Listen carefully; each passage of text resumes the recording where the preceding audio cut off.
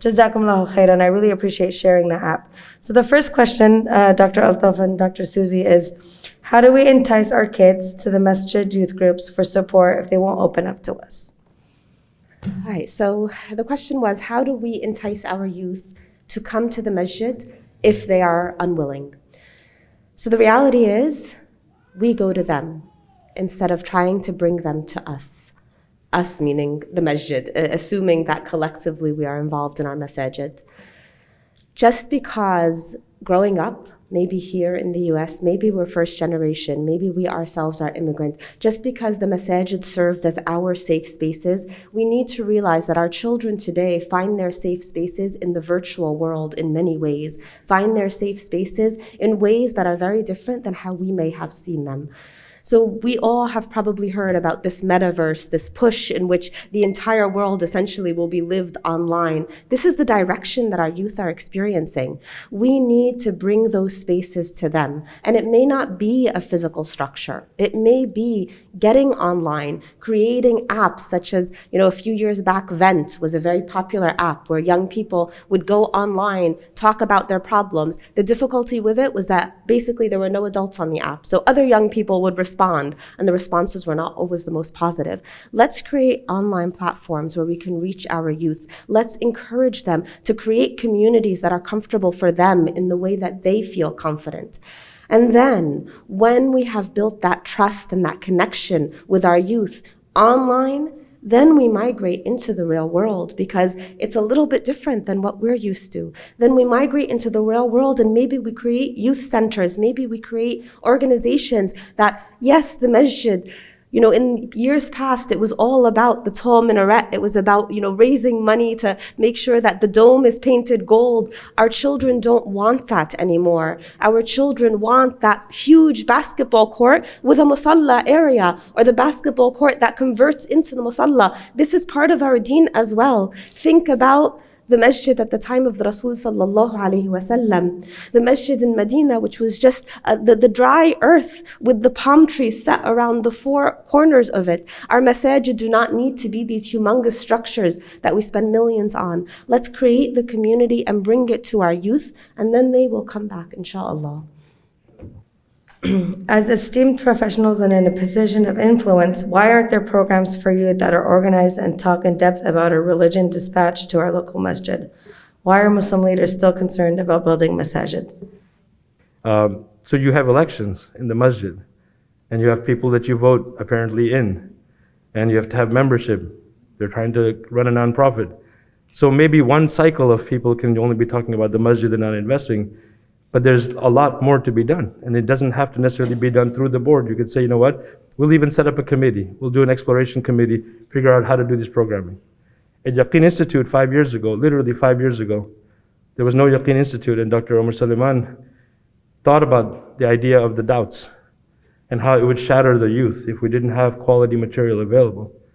And 5 years later, alhamdulillah, we have 200 papers that you can download for free, videos, curriculum for the youth that we developed through experts in the field. So the masjid doesn't have to actually build any new structures, hire anybody new. We even train the people to run the halaqat, the training, the study circles. The resources are there. I think we have to ask ourselves, beyond conventions and conference sessions, is this really a concern for us? If it is, and it usually takes a few good people to really be concerned enough to say, we're going to go and do something about it.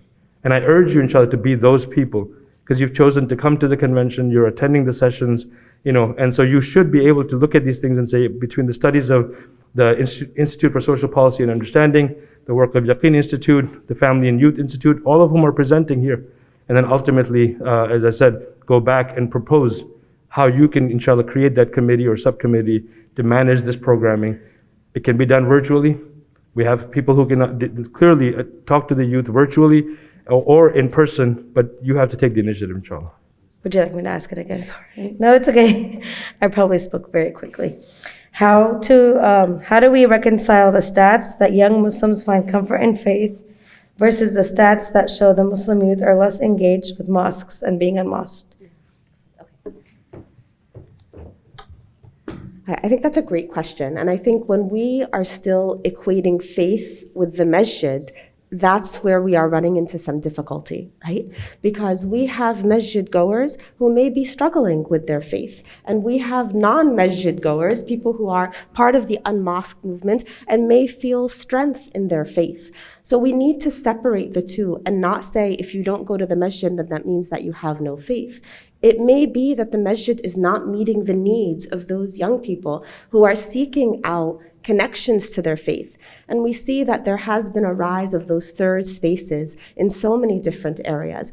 And it may not be ideal because we want that ability to really connect our youth when we tell them that their ibadah can be in every step of life, that it's not, salah is separate. You use these legs to walk to the masjid and pray, but they're the same legs that you use to walk and, go to the club or the liquor store or to do something haram with. Know that whether you are praying in the masjid or outside of the masjid, your faith doesn't change. So I think we need to redefine that concept of unmasked does not mean lack of faith.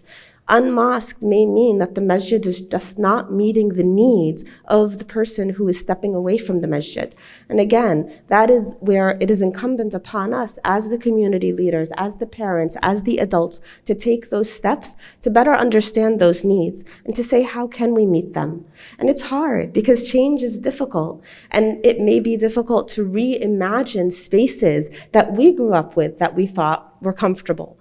But I will tell you, I know this is a little bit of a side note, but I will tell you, I remember growing up and there was a specific masjid, and those of you who are from New Jersey, you've probably crossed paths with this masjid, but there was one masjid that everybody went to. It was the only masjid that kind of was standing. It had a beautiful front. It had marble stairs going up, great heavy doors. But the women's entrance was down this cobbled path with broken stones. The woman's entrance was not up the marble stairs. The woman's entrance was around the corner, down that cobbled path with the broken stones, through the bathroom, and into this dark little space. I grew up in that masjid. I grew up in that masjid, and every Sunday when my parents would take me to that masjid, I would be devastated because it didn't coincide with what I knew of my deen. It didn't coincide with my understanding of Aisha radiallahu anha and Khadija radiallahu anha and the companions of the Prophet sallallahu alaihi wasallam. And yet that's the masjid I grew up in. And if it hadn't been for incredible community leaders who showed me that this was not Islam, that this was a cultural decision, this was a decision that is not rooted in my deen, I myself may have been unmasked. And so we need to rethink our spaces. We need to think about the messages that we are sending with our masajid. And we need to stop pointing fingers and say, our children don't come to the masajid, and instead ask ourselves why. And then rethink what it should look like to speak the language of our youth.